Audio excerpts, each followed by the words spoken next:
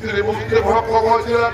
200 বছর চলে গিয়েছে, এই জাতির মুক্তির জন্য স্বাধীনতা যুদ্ধের কোন বিকল্প পথ নাই।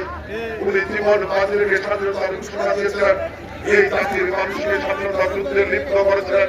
দীর্ঘ 9 মাস সশস্ত্র সংগ্রাম হয়েছে, 2 লক্ষ বাবরের ইজ্জত গিয়েছে, 30 লক্ষ মানুষের জীবন গিয়েছে।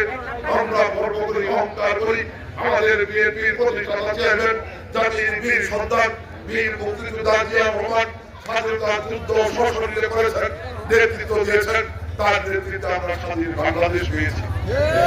জাতির দুর্ভাগ্য, সেই স্বাধীনতা যুদ্ধকালীন সময়ে এই জাতির একটি অপশক্তি ইসলামের নাম ব্যবহার করে স্বাধীনতা যুদ্ধের বিরোধিতা করেছে, পাক বাহিনীর দালালি করেছে।